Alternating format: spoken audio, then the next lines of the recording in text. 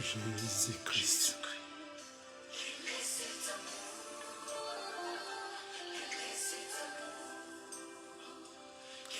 Cet amour.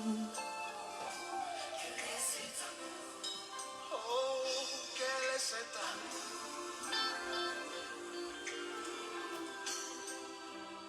Quel est cet amour?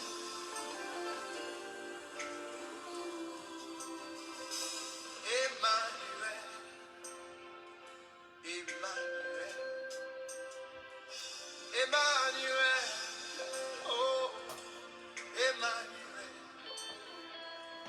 Emmanuel, Dieu est venu jusqu'à moi. Emmanuel, mon Dieu est venu jusqu'à moi. Du haut des cieux, Paix, grâce et miséricorde de Dieu soit avec nous. C'est bien moi, votre bien-aimé, l'évangéliste Jérémie Kilouanzi depuis Paris.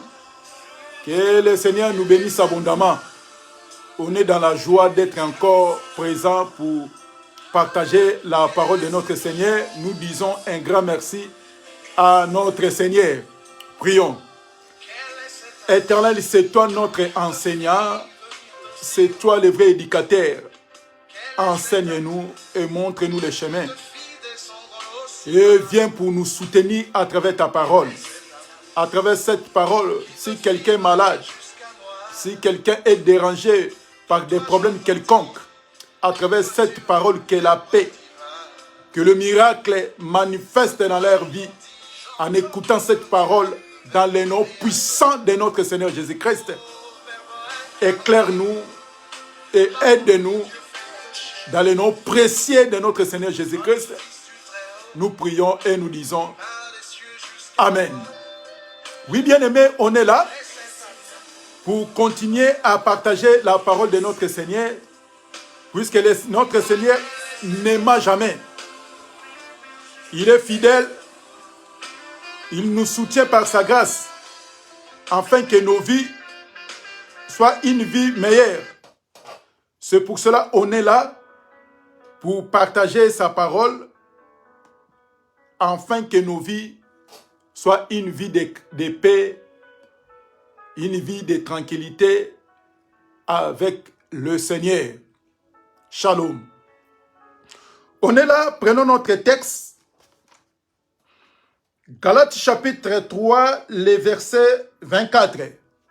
Nous lisons la parole de Dieu.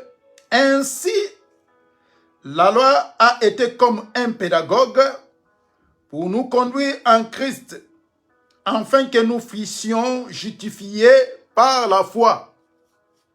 Matthieu chapitre 16, le verset 6 et le verset 12. Matthieu chapitre 16, le verset 6 et le verset 12. Nous lisons la parole de Dieu. Jésus leur dit, gardez-vous avec soin du levain des pharisiens et des sadducéens. Le verset 12. Alors, il comprit que ce n'était pas du levain du pain qu'il avait dit de se garder, mais les enseignements des pharisiens et des sadducéens. Que Dieu bénisse sa parole. Oui, bien-aimés, on est toujours là à continuer à partager, à suivre notre marche avec le Seigneur de ce qui concerne la loi a été comme un pédagogue pour nous conduire en Christ Jésus. Et on a pris un sous-thème concernant du levain des pharisiens et des sadducéens. On a déjà parlé de ce qui concerne les sadducéens. Et on est en train de parler sur les pharisiens. Le dimanche dernier, on a donné un peu l'introduction pour nous faire comprendre comment les pharisiens fonctionnaient. Et on a compris que les pharisiens, ils ont mis encore leur tradition à l'intérieur de la loi. Et ce sont des gens qui suivaient à la lettre la loi mosaïque ou la loi judaïsme. Donc, ils enseignaient la loi judaïsme de ce qui concerne Genèse, Exode, Nombre, Lévitique et Deutéronome. Et ils étaient là assis, comme le Seigneur en disant que les pharisiens sont assis à la chair de Moïse. Donc, et il enseignait que la loi. Donc, il était là, veillé sur la loi. C'est pour cela quand les disciples de Jésus, ils ont mangé sans laver les mains, ils ont venu demander à notre Seigneur pour dire que pourquoi tes disciples mangent-ils sans être lavés les mains? Donc, si quelqu'un ne lave pas les mains, il devient impie, il est souillé. Donc, il ne peut pas manger sans se laver les mains. Et on était allé un peu plus loin encore pour aller demander, puisque au fête de Cana, il y avait aussi des vases qui étaient destinés aux purifications des Juifs. Donc, c'est-à-dire, quand il va, exemple, aux toilettes, il touche quelque chose, il devient impie. Pour eux, ils croient qu'ils sont devenus impies. Il n'a qu'à venir laver les mains pour se purifier. Donc, c'était les pharisiens. Aujourd'hui, on va encore rajouter quelque chose de ce qui concerne les pharisiens. Puisque comme les pharisiens sont assis dans la chair de Moïse, donc on va aller tout doucement pour essayer de regarder comment les pharisiens procédaient à ces temps-là. Et dans nos assemblées aussi aujourd'hui, il y a beaucoup de gens qui sont assis dans la chair de Moïse. Ils enseignent la loi mosaïque, mais sans se rendre compte. Pour eux, ils croient qu'ils sont déjà sortis dans la loi judaïsme, or qu'ils sont toujours là à enseigner, prêcher la loi judaïsme. C'est pour cela, par la grâce de Dieu, on va essayer de nous aider à bien comprendre la volonté de Dieu actuelle. Surtout, ce qu'on est en train de parler, c'est beaucoup plus sur la doctrine. Sur la prophétie, sur la révélation, on va essayer, quand on va toucher sur la circoncision, qu'on va encore toucher pas mal de choses de ce qui concerne la loi, que quand les femmes ont son temps de perte de sang, il n'a pas le droit d'aller assister dans les assemblées. Et on va essayer de toucher aussi, puisque c'était interdit quand quelqu'un il a des défauts corporels. Il ne peut pas entrer dans les assemblées des saints. Quand la personne il a des lèpres, il sera éloigné du peuple pour ne pas contaminer d'autres personnes. Donc là, c'était la loi mosaïque que les pharisiens pratiquaient à ce temps-là.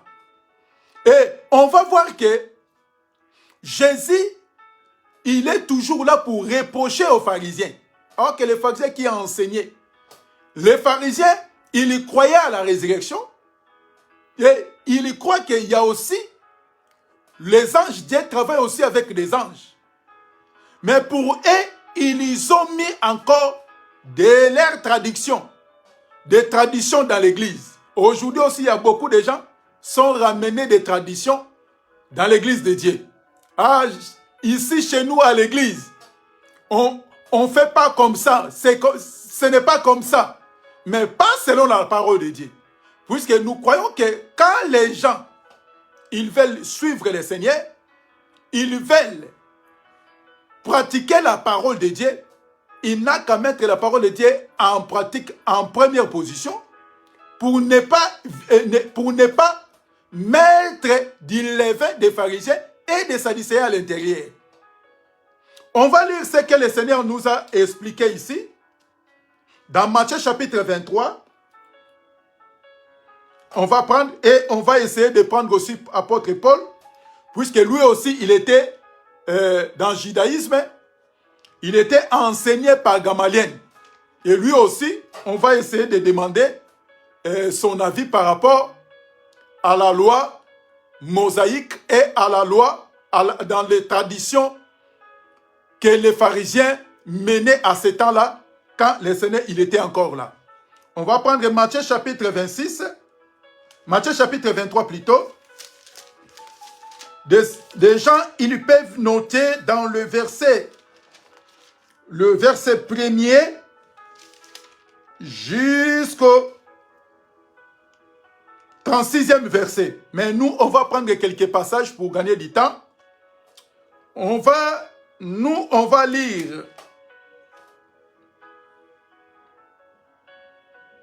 On va lire le verset D et on va descendre jusqu'au verset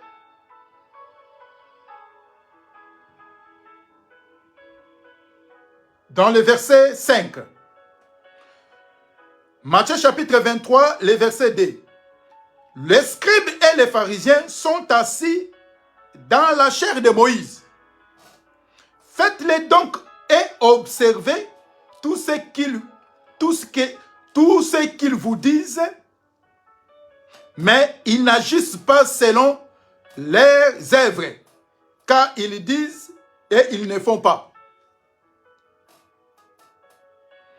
Ils nient les fardeaux pesants et mettent sur les épaules des hommes, mais ils ne veulent pas le régner du doigt. Ils font toutes leurs actions pour être vus des hommes. Ainsi, ils portent de longues phylactères et ils ont de longues franges à leurs vêtements. Et ils aiment, le verset 6, ils aiment les premières places dans des festins et les premières chaises dans des synagogues. Le verset 7, ils aiment à être salués les places publiques et à être appelés par des hommes rabbis. Là, c'est le Seigneur Jésus-Christ. Donc, le Seigneur Jésus-Christ, il a essayé de nous montrer comment les pharisiens, ils font des choses. Et les pharisiens, ils sont là pour faire montrer aux gens qu'eux, ils servent Dieu. Mais en réalité, c'est eux sont assis dans la chair de Moïse. Donc, c'est-à-dire dans les enseignements. Ils prêchent Moïse. Donc, les pharisiens, ils sont là pour faire voir aux gens, pour montrer aux gens leur comportement. En public, ils veulent être salués avec des robes pour montrer qu'il est un pasteur, il est serviteur de Dieu. C'est pour cela aujourd'hui nous voyons avec de longues robes d'école pastorale, quand les gens ils voient cet homme, ils disent que lui là, c'est un homme de Dieu, c'est un serviteur. Mais Jésus il a dit que observez-les très bien. Ce qu'ils disent, ce qu'ils affirment, ce qu'ils prêchent, eux-mêmes, ils ne font pas. Ils veulent porter le fardeau aux gens. Mais eux-mêmes, ils ne portent pas. Donc, c'était les pharisiens. Aujourd'hui, parmi les assemblées, parmi les prédicateurs, si nous voyons des conflits, si nous voyons des divisions, si nous voyons des disputes, des familles, ils ont du mal à rester unis. C'est à cause des pasteurs, à cause des serviteurs. Donc, un homme de Dieu, pour soutenir, pour aider même la personne de leur famille, il prêche à l'église, il faut savoir d'abord l'état d'âme de la personne. Voyez les gens? Mais à l'église, il prêche l'amour. Il faut avoir l'amour. Si quelqu'un n'a pas l'amour, ne peut pas avoir la vie éternelle. Mais c'est eux-mêmes aussi, ils prêchent aux gens. Fais attention, puisque ton argent, puisque tu as donné à ta tante, tu as donné à ton père ou à ta mère, sont des sorciers, c'est pour cela, c'est eux. Ils t'ont freiné, c'est pour cela que tu n'arrives pas à avancer. Tu n'arrives pas à avoir des enfants. Il faut faire attention pour donner ton argent. Mais c'est des serviteurs, c'est des prédicateurs. Sont des pharisiens. C'est pour cela que Jésus en disant, observez-les très bien. Quand tu vas observer ton pasteur, quand tu vas observer votre serviteur, regardez-le lui-même. S'il est bien avec ses proches ou avec sa famille. il a du mal lui-même. Mais c'est les premières personnes à prêcher, à instruire aux gens.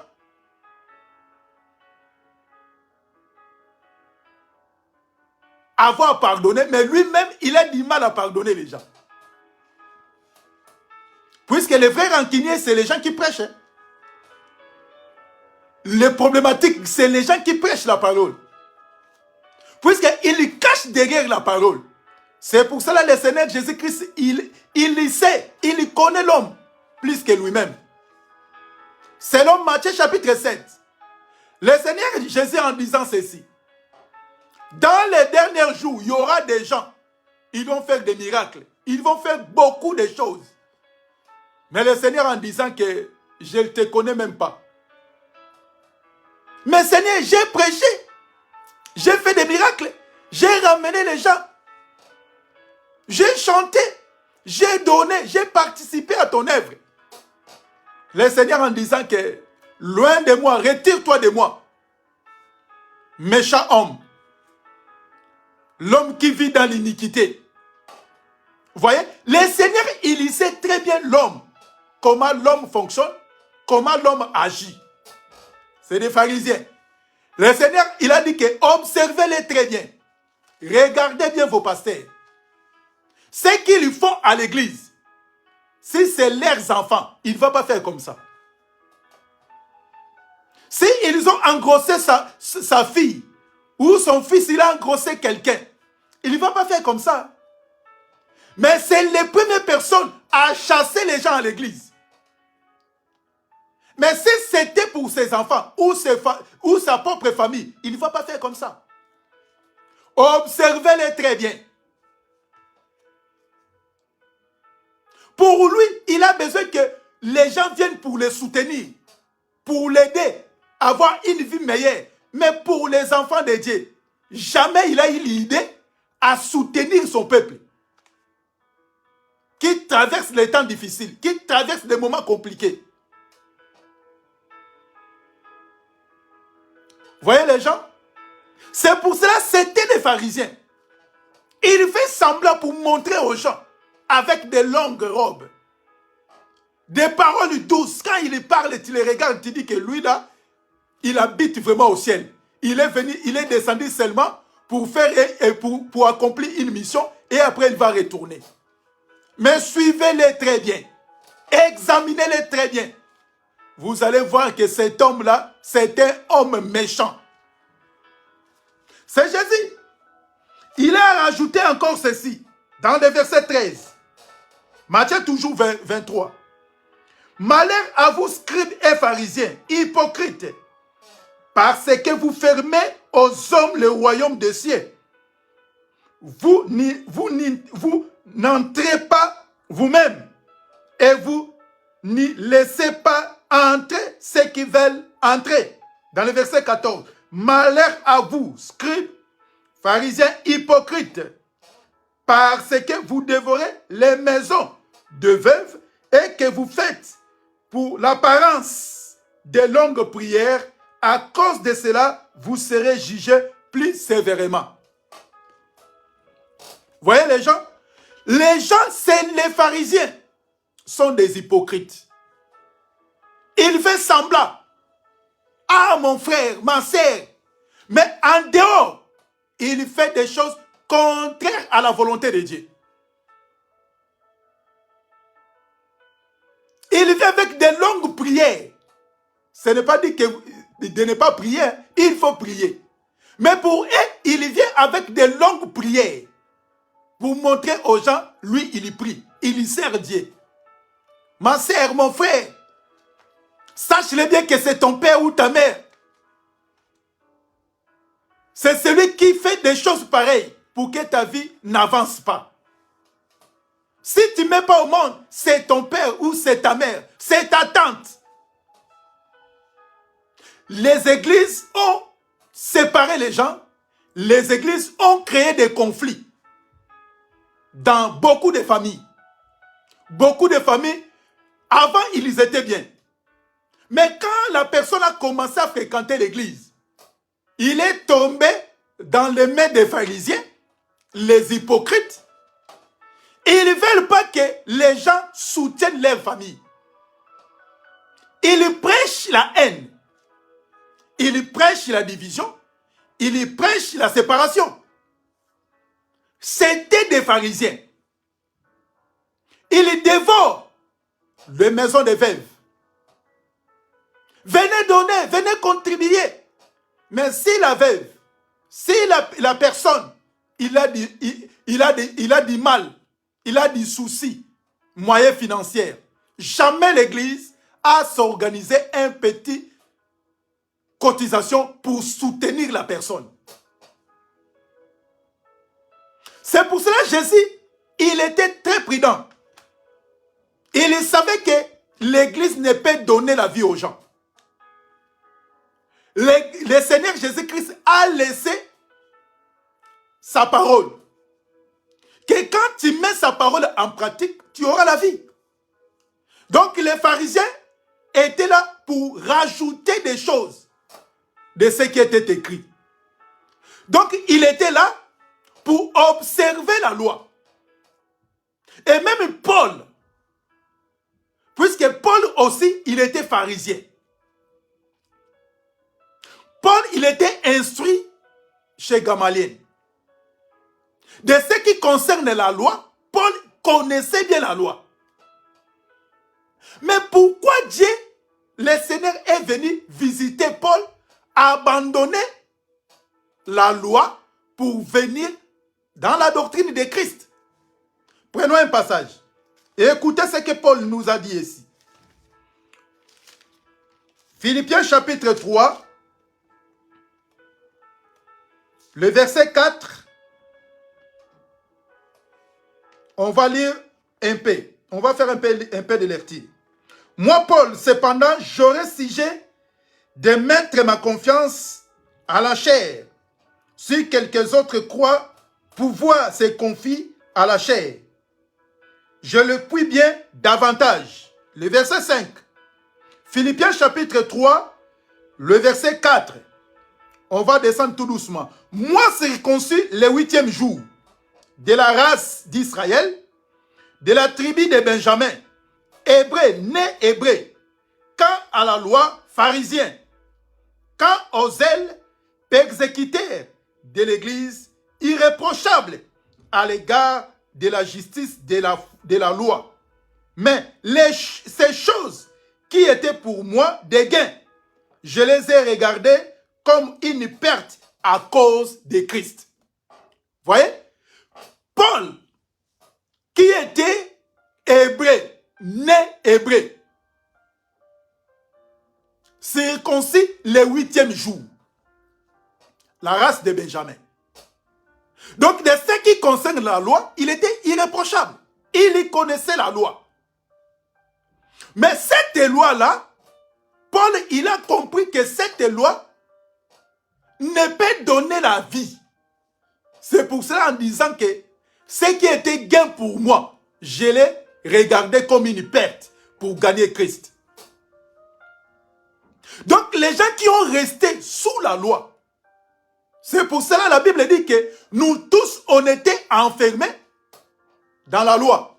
Donc on entendait là quelqu'un qui devait venir pour nous aller libérer dans la prison. Puisque la loi, on était tous enfermés. C'est pour cela, si la personne se confie à la loi, il n'a qu'à mettre ça en pratique en totalité. Et même les Juifs qui étaient convertis, qui étaient venus en Christ, en écoutant la parole, et aussi, ils ont ramené les traditions du judaïsme. Il y a beaucoup de gens. Ils sont venus en Christ, mais ils ont encore ramené les traditions, des liens familiales. Il fallait briser les autels. Mais la personne, il a oublié sa propre vie. Exemple, la personne qui ne met pas au monde. Même surtout les sœurs. Mais si tu suis la conduite de notre sœur, peut-être qu'il a fait des avortements. Peut-être qu'il a mis des choses il a pris des comprimés, ça lui a empêché d'avoir des enfants. Mais lui-même, il ne regardait pas sa vie, mais il commençait, quand il va à l'église directement, ils vont dire que c'est ta mère, c'est ton père. Puisque tu n'envoies rien chez eux, c'est pour ça qu'ils sont en colère. Ils ont dit que avoir des enfants, ça sera compliqué pour ta vie. Vous voyez les gens? Donc, au lieu d'enseigner la personne, de comprendre, de regarder sa propre vie avant de condamner, lui directement, il a prêché la haine. Et vous croyez que cette sœur-là, elle va toujours commencer à soutenir leurs parents, leur famille? C'est fini. Puisque comme elle sait que c'est son père ou sa mère, puisque s'il ne voit pas, il ne met pas au monde, c'est sa famille. Vous croyez que la personne va soutenir encore sa famille? C'est pour cela, nous, les enfants de Dieu, on est là juste pour nous éclairer, à servir notre Seigneur avec crainte et tremblement, avoir l'amour avec nos familles, à vivre en paix avec tout le monde.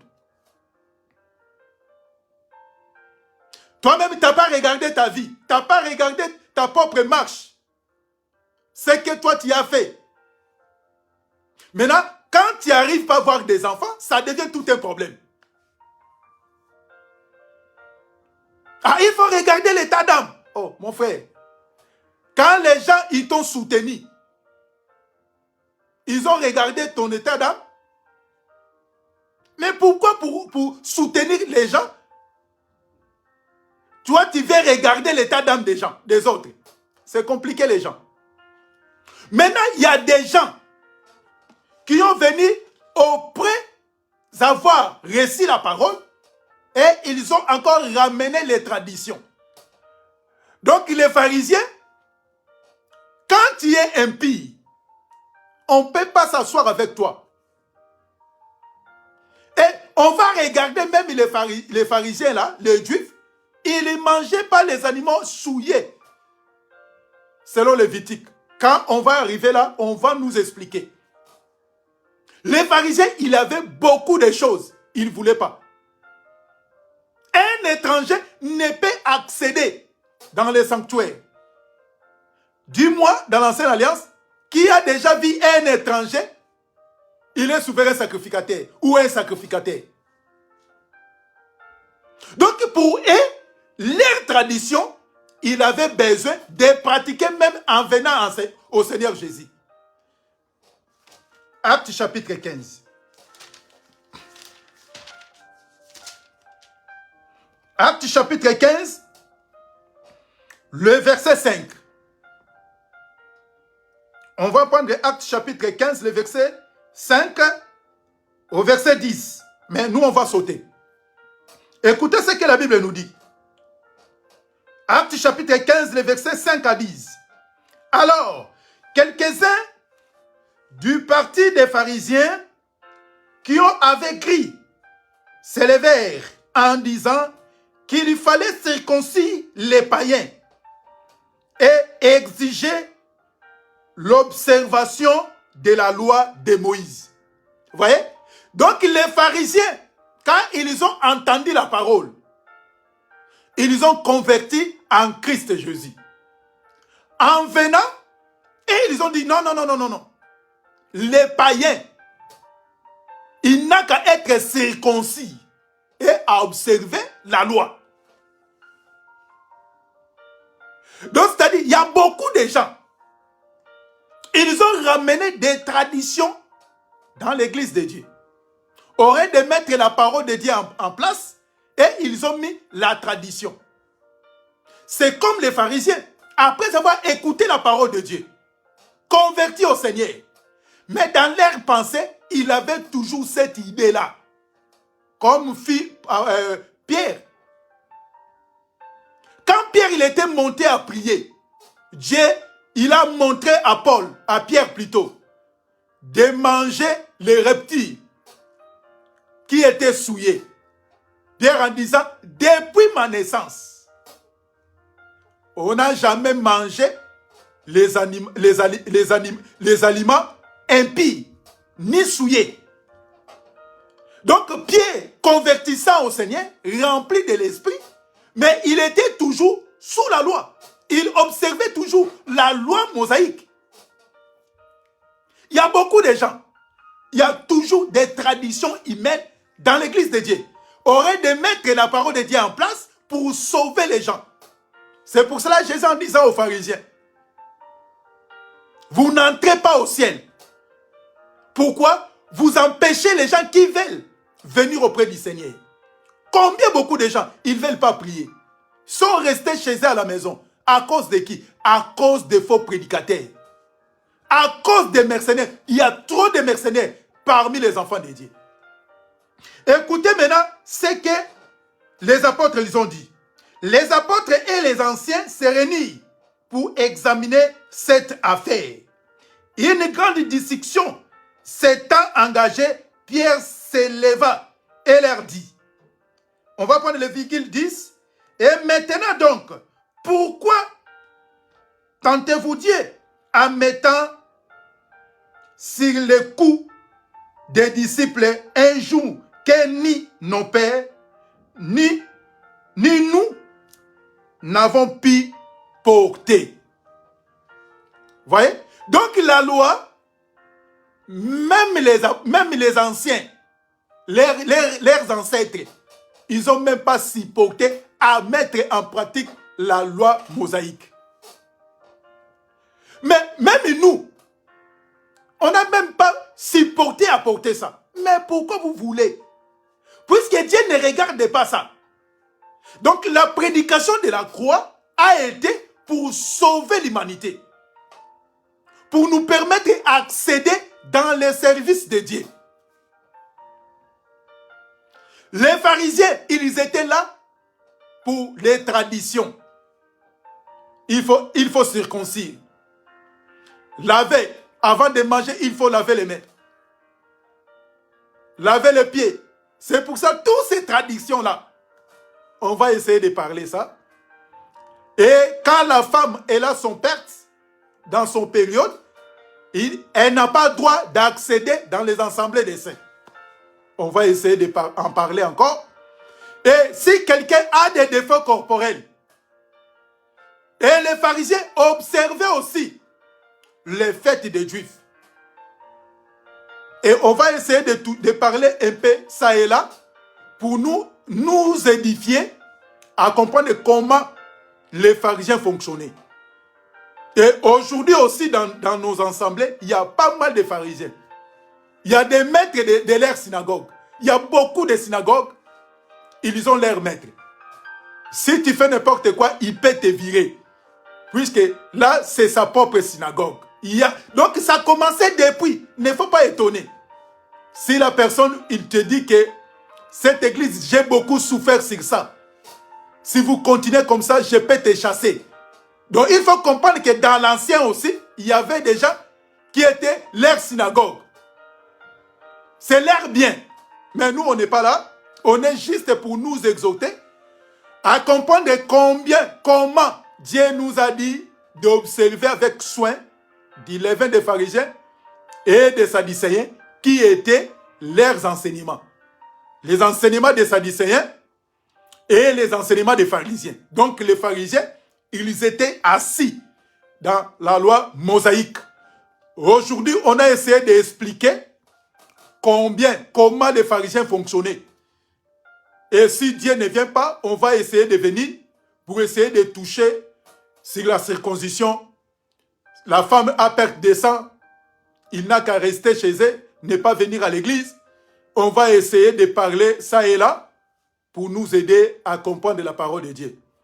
Là, c'était juste la parole sur la doctrine pour nous encourager à observer bien. Il faut regarder bien vos pasteurs, comment ils fonctionnent. Si un pasteur, il vous prêche la haine, la division, la séparation, maintenant tu es tout seul, mais tu es avec une grande famille à côté de toi. Tu n'arrives même pas à parler avec ta propre famille. Tu es éloigné avec ta propre famille à cause de les pharisiens qui te prêchent la parole de Dieu. Tu es resté tout seul. Mais Il vous dit encore, le Seigneur Jésus-Christ en disant, où est mes sœurs, où est mes frères? C'est les gens qui écoutent la parole. Vous voyez les gens? Donc les gens, ils y prennent la parole de Dieu au profit de leur intérêt. On dit toujours à chaque fois, si tu veux pécher, pêche tout seul. Il ne faut pas pécher au nom de l'évangile, au nom de la parole. Il ne faut pas pécher au nom de l'évangile. Si tu veux pécher, si tu vas avoir des conflits, si tu vas avoir des problèmes de haine, de division, de séparation, il ne faut pas ramener l'évangile, de mettre la parole de Dieu au profit de tes conneries. Laisse la parole de Dieu tranquille, puisque c'est Dieu. Nous, on était éloignés, c'est à cause de l'évangile, Dieu nous a ramenés, on est devenus un pour sa gloire. Et on a besoin aussi l'église qui ramène les gens. S'il y avait des familles dispersées, les familles avaient des soucis, les familles déchirées, on a besoin que l'évangile réconcilie les familles, ramène la paix, ramène la joie. Que Dieu va nous bénir. C'était juste une parole d'encouragement, une parole de fortification, qu'on était là juste pour nous encourager de faire attention avec des levains, des pharisiens et des sadducéens. Que le Seigneur nous bénisse abondamment, mes bien-aimés. On va encore revenir la semaine prochaine, si Dieu ne vient pas. Nos programmes. On a des réunions de prière du lundi, mercredi et vendredi, de 21h à 21h30. Une demi-heure avec le Seigneur. Ça sera avec une grande joie. Si vous pouvez venir nous rejoindre à prier, à partager la parole de Dieu, ça sera avec un grand plaisir. La Bible dit ceci: ne devenez pas les esclaves des hommes, étant enfranchis. Prions. Je bénis ton nom, cher Saint-Esprit. Je laisse ton peuple entre tes mains et nos vies. Soutiens-nous, éternel Dieu, de rester et de garder ta parole.